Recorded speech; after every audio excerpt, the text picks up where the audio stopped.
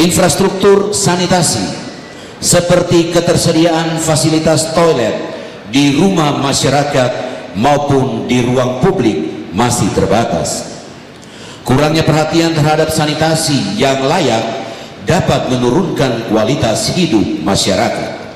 Pertanyaannya, bila paslon terpilih sebagai bupati dan wakil bupati, bagaimana menyelesaikan masalah fasilitas sanitasi masyarakat? Waktu menjawab 2 menit dari sekarang. Apabila terpilih menjadi Bupati Kabupaten Merauke, gitu, masalah infrastruktur, masalah sanitasi kami akan coba atasi, dan kami mempunyai program gitu, di mana ketersediaan air, karena ini ada kaitannya dengan air kalau kita bicara tentang MCK ya. Saya pikir kami akan mulai dengan membangun saluran yang terintegrasi dari sumber-sumber air kita, ada seperti di Rawabiru, itu yang akan terintegrasikan di pusat-pusat kota, kemudian di kampung. Kami juga akan mendorong agar terciptanya sumber-sumber air bersih yang nanti pemanfaatannya untuk kebersihan masyarakat, karena ini berkaitan dengan bukan hanya masalah tentang air, tapi juga rembetannya menyangkut kesehatan. Jadi kami akan memastikan di Kabupaten Merauke, baik itu di kota maupun di kampung-kampung, akan tersedia fasilitas publik yang berkaitan dengan sanitasi air. Saya pikir itu. Pada umumnya, masyarakat di daerah kampung lokal kesulitan mendapatkan air bersih dan masih mengandalkan air sungai atau sumur yang kualitasnya kurang terjamin. Meskipun ada program pemerintah melalui PAMSIMAS di kampung-kampung, namun belum maksimal. Pertanyaannya, bila paslon terpilih sebagai bupati dan wakil bupati, apa kebijakan paslon untuk menyelesaikan masalah akses air bersih? Baik, terima kasih moderator. Terkait dengan air bersih, hari ini kita semua masyarakat Merauke merasakan dampak. Walaupun kita punya Rawabiru, tetapi Rawabiru ini belum bisa memberikan solusi untuk seluruh masyarakat yang ada di Kabupaten Merauke bisa mendapatkan air bersih. Apalagi kita lihat di kampung-kampung bahwa masyarakat rata-rata untuk minum, untuk masak dan lain-lain itu masih menggunakan air sumur atau air kali, yang dimana mereka menjadikan ini sebagai salah satu kebutuhan pokok. Kami pasangan nomor 3 ketika diberikan amanah untuk memimpin Merauke ke depan, kami akan melakukan program kegiatan menyiapkan penampungan air yang bisa membantu masyarakat di kampung, atau juga dengan program pemerintah yang ada kita bisa menggunakan sumur, apa orang biasa bilang sumur tanah atau sumur tembak, yang dimana bisa dimanfaatkan oleh masyarakat di setiap kampung yang ada. Dan kita lihat hari ini Bapak Ibu semua bahwa air di setiap kampung itu sudah ada, ya sudah dilakukan oleh pemerintah pusat, namun tidak berkelanjutan. Sehingga komitmen kita ke depan, ketika diberikan amanah, kami akan melanjutkan dengan penganggaran dari Kabupaten Merauke, dengan menyiapkan anggaran yang cukup untuk membantu ketersediaan air yang ada di kampung-kampung, sehingga masyarakat bisa melakukan menggunakan air ini dengan baik dan juga dapat memberikan kesehatan yang baik juga buat masyarakat. Demikian. Di beberapa daerah sentra produksi hortikultura, petani sudah memiliki akses pasar. Misalnya wilayah Muting yang mengakses pasar stabil ke Bovendigul guna memasarkan produk hortikultura. Namun stabilitas pasar belum optimal, sehingga peran pemerintah daerah sangat diperlukan dalam memfasilitasi dan mendukung diplomasi pasar. Pertanyaannya, bila paslon terpilih sebagai bupati dan wakil bupati, kebijakan apa yang paslon lakukan untuk membuka akses pasar yang lebih luas dan memperkuat sentra produksi hortikultura. Baik, terima kasih saudara moderator.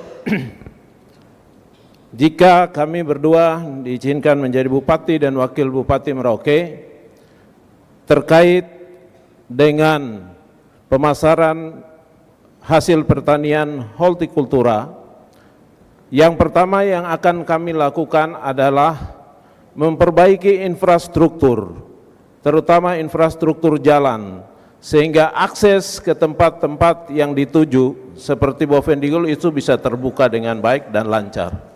Yang kedua, kami juga ingin membangun kerjasama antar daerah, sehingga komunikasi antar pemerintahan daerah bisa berjalan dengan baik dan juga melibatkan swasta, sehingga seluruh masyarakat yang memiliki program atau hasil pertanian di bidang hortikultura bisa memasarkan hasil dengan harga yang kompetitif. Tentu saja kami juga akan melibatkan dinas dalam memberikan informasi, terutama dinas Perindakop, memberikan informasi kepada masyarakat tentang harga pasar, sehingga masyarakat juga akan menjual produk hasil pertanian dengan harga yang kompetitif. Terima kasih. Kabupaten Merauke khususnya, wilayah pedalaman masih menghadapi kekurangan dokter spesialis, tenaga medis spesifik, ketersediaan fasilitas puskesmas rujukan, laboratorium, dan apotik yang terbatas. Hal ini menyebabkan penanganan penyakit kronis dan layanan kesehatan dasar tidak terlayani dengan maksimal. Pertanyaannya, bila paslon terpilih sebagai Bupati dan Wakil Bupati, strategi apa yang dapat dilakukan untuk mengatasi layanan kesehatan sesuai standar pelayanan minimum? Terima kasih. Menyangkut standar pelayanan kesehatan, saya terlibat langsung dan menjadi tim penyusun master plan kesehatan Merauke, sehingga memahami benar apa sebenarnya pelayanan kesehatan kondisi saat ini. Saat ini kita sudah membangun rumah sakit TPD di Kimam. Target saya kalau kami terpilih bersama Pak Prayogo, saya dan Pak Prayogo kami terpilih, terutama kami berdua, akan membangun rumah sakit atau puskesmas plus yang ada di Okaba, Kurik, dan Muting untuk mempermudah akses. Kalau Bapak Ibu melihat saat ini ambulans-ambulans yang ada adalah inovasi yang kami lakukan dari desa, dan kami berharap semua masyarakat akan mendapatkan akses pelayanan, terutama desa-desa terutama desa-desa OAP atau kampung-kampung OAP juga bisa mengakses pelayanan kesehatan dengan ambulans air maupun ambulans darat dengan atau roda 4. Inilah program-program unggulan yang sebenarnya kami sudah menawarkan dalam visi misi kami. Harapan kami ke depan bahwa pelayanan termasuk juga tenaga medis dengan program dokter terbang bisa menyelesaikan persoalan-persoalan kesehatan di wilayah-wilayah yang sulit diakses kesehatan. Kami percaya itu karena kami sudah menjalankan itu. Kami bekerja dari waktu ke waktu bagaimana menciptakan inovasi-inovasi kesehatan. Bapak Ibu bisa melihat kami membentuk Polinkang dengan cara-cara yang sangat luar biasa, di mana ibu hamil sebelum melahirkan 7 hari harus tinggal di Polinkang, dilayani dengan baik. Demikian juga setelah melahirkan, sebelum kembali ke rumah harus dilayani. Dan ini akan diberlakukan di semua wilayah-wilayah terpencil.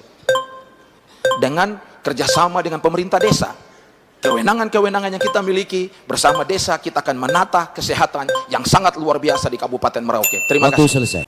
Tingkat pengangguran di Kabupaten Merauke, baik lulusan perguruan tinggi maupun lulusan pendidikan menengah, relatif tinggi. Karena tidak memiliki keterampilan dan kompetensi yang sesuai dengan tuntutan pasar kerja. Pertanyaannya, bila paslon terpilih sebagai Bupati dan Wakil Bupati, bagaimana strategi dan kebijakan untuk mendukung pendidikan non-formal? Terima kasih. Kami akan mengadakan pelatihan-pelatihan keterampilan sesuai dengan yang ada di Kabupaten Merauke, keperluan yang ada di Kabupaten Merauke, itu melalui pelatihan-pelatihan yang ada di tingkat distrik, tingkat kabupaten, dan melalui dinas-dinas instansi terkait. Dan hal ini tentu akan kita hadirkan para instruktur-instruktur pelatihan sesuai dengan jenis keterampilan yang tertentu. Oleh karena itu pelatihan ini sangat diperlukan bagi seluruh lapisan masyarakat, terutama yang sudah berpendidikan formal, SLTA, perguruan tinggi, dan sebagainya. Selain itu kami akan memfasilitasi sarana prasarana pelatihan, kemudian kurikulum pelatihan-pelatihan tertentu untuk bisa dilaksanakan sesuai dengan jenjang pelatihan yang akan kita buat. Terima kasih.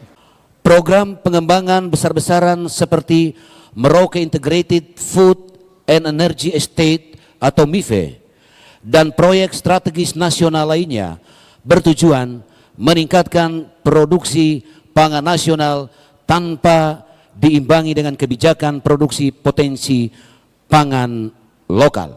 Pertanyaannya, bila paslon terpilih sebagai bupati dan wakil bupati, kebijakan apa yang dilakukan untuk meningkatkan potensi pangan lokal agar bisa dipasarkan dalam skala besar dan memenuhi kebutuhan pangan masyarakat? Iya, terima kasih banyak. Merauke sebagai lumbung pangan, tentu pasangan Yosvan melihat program strategis nasional ini menjadi luar biasa. Strategi yang kemudian kami tawarkan adalah bagaimana ke depan pemerintah daerah membangun kerjasama dengan perusahaan-perusahaan yang kemudian melibatkan masyarakat adat itu sendiri. Kemudian ada kebijakan inklusif yang memang betul-betul melibatkan semua stakeholder. Yang paling terpenting adalah bagaimana pangan lokal ini betul-betul kita angkat menjadi ketahanan pangan kita, yang kemudian ini penting untuk menjadi strategi pemasaran kita yang harus kita pikirkan. Seringkali kita memiliki sumber daya alam yang luar biasa di Merauke, tetapi kita belum pikirkan terkait dengan pemasaran, distribusi. Kita tidak hanya berbicara pada soal ketahanan pangan, tetapi bagaimana ke depan Merauke harus menjadi kedaulatan pangan dengan segala apa yang dimiliki sumber daya alam Merauke pastinya. Sehingga kami terus akan melakukan dan berupaya bagaimana pangan lokal ini menjadi hal yang penting untuk kita prioritaskan dan kita pasarkan dengan baik. Terima kasih.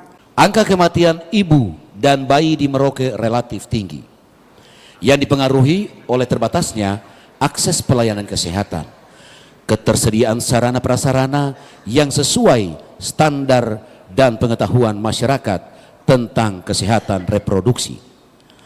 Masalah ini juga disebabkan oleh keterbatasan fasilitas pelayanan dan tenaga medis sesuai standar pelayanan minimum di pedalaman. Pertanyaannya, bila paslon terpilih sebagai bupati dan wakil bupati, strategi apa yang dapat dilakukan untuk menuntaskan masalah kematian ibu dan anak? Baik, terima kasih waktu yang diberikan. Bila kami terpilih pasangan Guntur dan Prayogo, kami sudah merencanakan menyusun program ketika nanti kami diberi amanah untuk memimpin kabupaten ini. Pertama, untuk mengatasi angka kematian ibu dan anak yang cukup tinggi di pedalaman-pedalaman, tentunya kami akan membuat semua postu yang ada di semua kampung, sekaligus menempatkan bidan sesuai dengan kampung yang dimaksud. Kami akan meminta kepada Badan Kepegawaian Daerah agar menyusun formasi sesuai dengan kampung yang membutuhkan tenaga medis. Artinya bahwa kita merekrut tenaga medis menjadi ASN atau tenaga honor maupun kontrak tidak berbasis pada hanya perekrutan secara gelonggongan, tetapi lebih ditempatkan kepada sesuai dengan keberuntukannya. Ketika para pencari kerja ingin melamar atau sesuai dengan keahliannya sebagai bidan, mau menjadi tenaga medis atau tenaga bidan di kampung-kampung, dia sudah tahu harus tugas di kampung mana.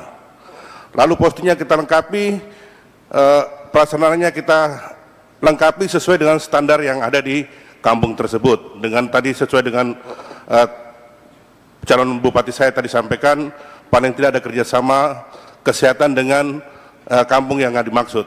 Nah, hal-hal ini supaya kita merentangkan pelayanan hingga sampai ke titik terluar kabupaten ini.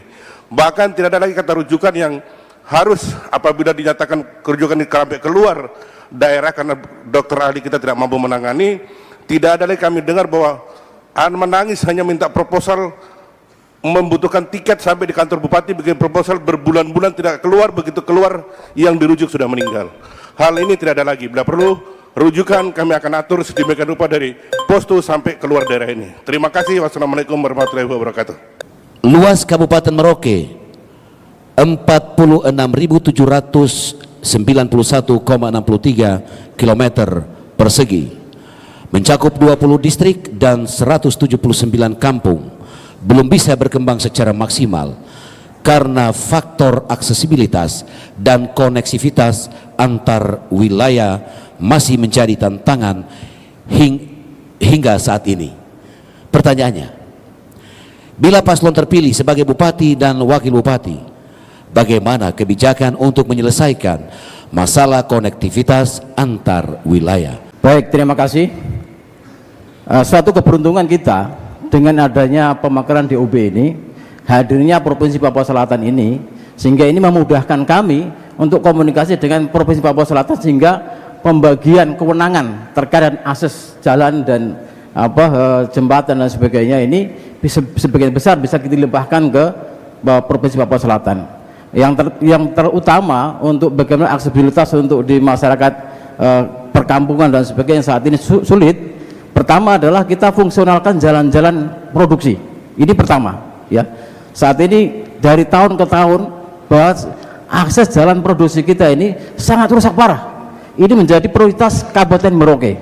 Yang kedua, untuk wilayah-wilayah pulau misalnya, kita ke depan akan memperbaiki transportasi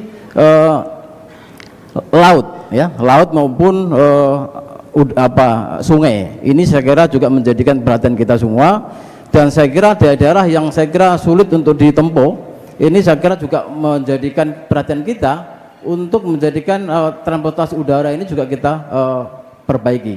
Oleh sebab itu konektivitas antar wilayah, sehingga ini akan mempengaruhi arus perekonomian kita maupun pendidikan kita. Karena saat ini kita akui atau tidak bahwa konektivitas antar wilayah kita ini sangat sulit, ya. Nah, mudah-mudahan ke depan ini bukan hanya wilayah Merauke saja, antar kabupaten pun kita sudah bisa mengakomodir bisa kita jangkau, sehingga sekat-sekat wilayah ini tidak terjadi lagi. Maka saya kira kami ketika diberikan kepercayaan menjadi kepala daerah, transportasi akan jadi prioritas kita, khususnya perbaikan jalan-jalan sentra ekonomi. Terima kasih.